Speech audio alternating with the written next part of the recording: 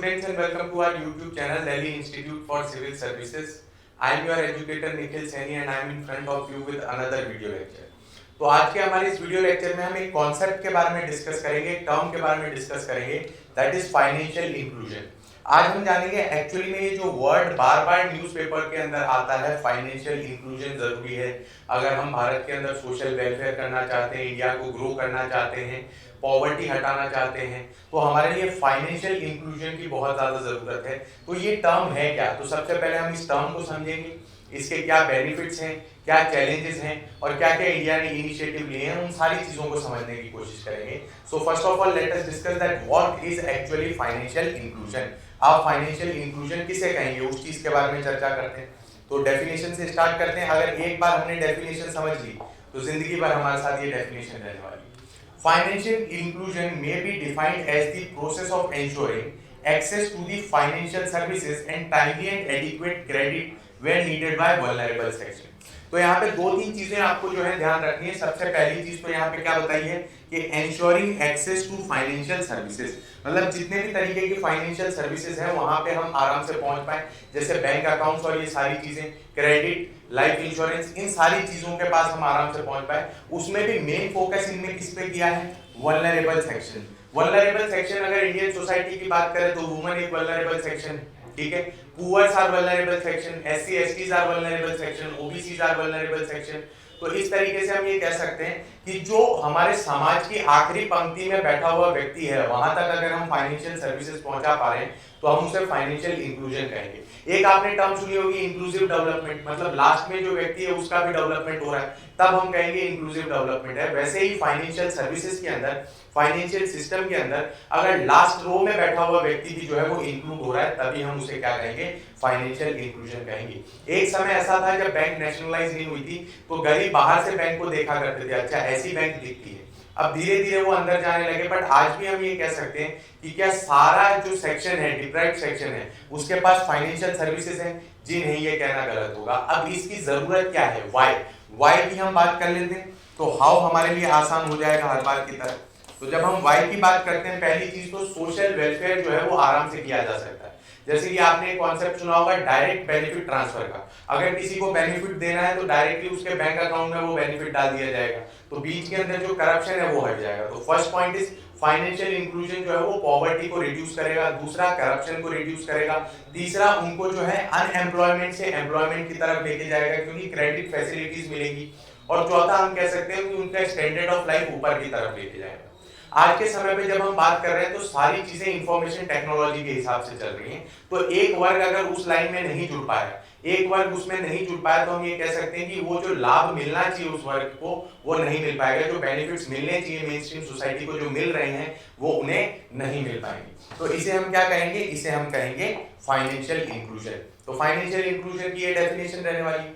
अब हम बात करते हैं फाइनेंशियल इंक्लूजन के लिए इनिशिएटिव्स क्या क्या लिए हैं। तो सबसे पहले अगर हम बात करें जनधन, आधार, मोबाइल, ट्रिनिटी। अब इसके अंदर क्या है? सबसे पहले देखिए कि जनधन योजना सभी लोगों का अकाउंट खुलवाएगा। अब अकाउंट खुलने से क्या होगा? जो राजीव गांधी ने एक बात कही थी कि अगर सरकार पैसे भेजती है गरीबों तक तो उसमें मेजॉरिटी जो है वो मिडल मैन के पास ही रह जाता है, गरीबों तक नहीं पहुंच पाता। बट क्योंकि अब जनधन अकाउंट है, डायरेक्ट बेनिफिट ट्रांसफर होगा। दूसरी चीज आधार जो है वो एक प्रूफ हो गया, ठीक है, एक प्रूफ हो गया जिससे डायरेक्टली हम चीजों को लिंक कर सकते हैं। तो एक प्रूफ के ऊपर आपका बैंक अकाउंट खुल रहा है। और मोबाइल, आज के समय पे मोबाइल में आप देख सकते हैं कि ज्यादातर मेजॉरिटी सर्विसेज आपको यहाँ पे मिल जाती है।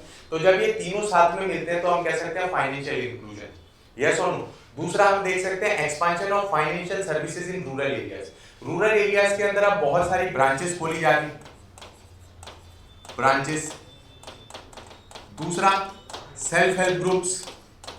तीसरा हम यहाँ पे कह सकते हैं बैंकिंग करस्पॉन्डेंट्स या बिजनेस करस्पॉन्डेंट्स। देखो बैंक भी वहीं पे खोलेगी अपनी ब्रांच जहां पे उसको एडिक्वेट चीजें मिल रही हैं, ठीक है। कुछ लोग हैं जो उसकी सर्विस लेंगे, बट कई जगह ऐसी जहां पे बहुत कम पॉपुलेशन है, वहां पे बैंकिंग करस्पॉन्डेंट्स को भेज दिया जाता है कि जाओ आप जाके वहां पे अकाउंट खोल के आओ। उसके अलावा एटीएम्स खोले जा रहे हैं, किसान कार्ड, किसान क्रेडिट कार्ड। तो ये सारी चीजें हम देख सकते हैं कि रूरल एरिया और सेमी अर्बन एरिया में हम एक्सपांड कर रहे हैं। तो ये भी अपने आप में बहुत बढ़िया इनिशिएटिव है। दूसरा प्रमोशन ऑफ डिजिटल पेमेंट। आज हर एक चीज आप देखिए, आपको कुछ भी खरीदना हो यूपीआई कर देते हैं, आप डायरेक्ट स्कैन करके वहां पे पेमेंट कर देते हैं। तो ये भी तो आप कह सकते हैं कि एक बढ़िया इनिशिएटिव है, एक अच्छा इनिशिएटिव है जो किस चीज को प्रमोट कर रहा है, फाइनेंशियल इंक्लूजन को प्रमोट कर रहा है। Next is enhancing financial literacy. Financial literacy को एनहेंस करने के लिए दो प्रोजेक्ट यहाँ पे चल रहे हैं। तो हम बात करें, एक तो आरबीआई का प्रोजेक्ट, आरबीआई के प्रोजेक्ट का नाम है प्रोजेक्ट फाइनेंशियल लिटरेसी, जो आरबीआई ने चालू किया है ताकि लोगों को मालूम चले कि हाँ फाइनेंशियल सर्विसेज इस तरीके की होती है। दूसरा हम देख सकते हैं पॉकेट मनी, ठीक है, जो सेबी ने स्टार्ट किया है पॉकेट मनी करके अपना प्रोग्राम में कोर्स, जिससे भी हम देख सकते हैं कि फाइनेंशियल लिटरेसी जो है एक्सपांड होगी। चलिए नेक्स्ट हम आगे चलते हैं और चैलेंजेस की बात करें तो non universal access to bank accounts. क्या सबको बैंक अकाउंट्स का एक्सेस है? जी नहीं, हम ये नहीं कह सकते, बिल्कुल भी नहीं है, ये तो सत्य है, ऐसा हो ही नहीं सकता। इंडिया के अंदर आप रूरल एरिया में चले जाइए, गरीबों से पूछिए कि क्या उनके पास बैंक अकाउंट्स है, वो कहेंगे बिल्कुल भी।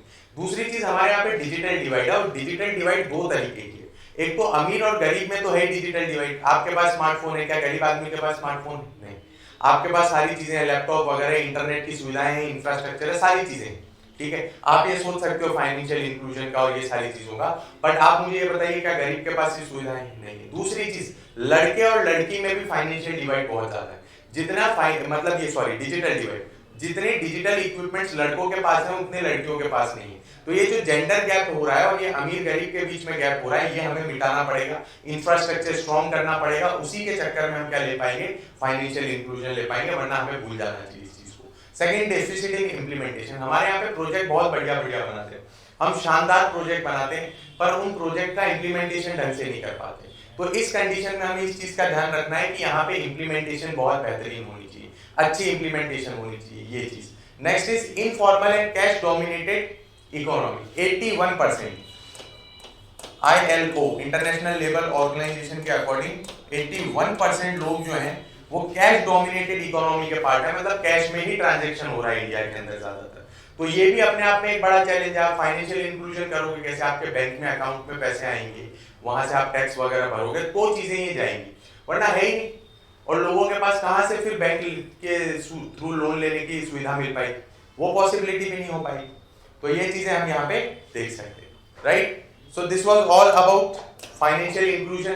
पर जाते जाते मैं आपको एक क्वेश्चन जरूर देना चाहूंगा। हमने यहाँ पे बेनिफिट्स का डिस्कशन किया, उसी के साथ साथ हमने चैलेंजेस का डिस्कशन किया, हमने इनिशिएटिव्स का डिस्कशन किया। अब आप लोगों के लिए मैं एक क्वेश्चन छोड़ रहा हूँ, आप लोगों को मुझे वे फॉरवर्ड बताना है कि हम क्या क्या चीजें, क्या क्या स्टेप्स ले सकते हैं जिसके थ्रू चेंजेस आएगा, जिसके थ्रू चीजें बेहतर हो जाएंगी। तो आपको मुझे सजेशंस देने हैं कमेंट बॉक्स के अंदर। और अगर वीडियो आपको अच्छा लगा हो तो प्लीज लाइक करें, शेयर करें, सब्सक्राइब करें। Thank you very much for watching our channel Delhi institute for civil services. Stay connected. Thank you.